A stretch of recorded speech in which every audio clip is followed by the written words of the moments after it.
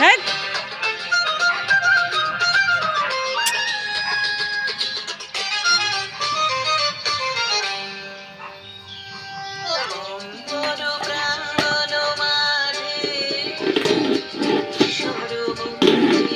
এটা তো ছিল এমন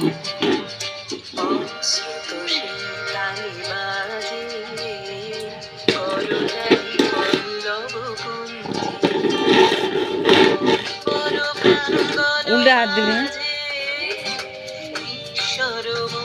ওই দিকে যাতে ভাই টিনে না লাগবে এবার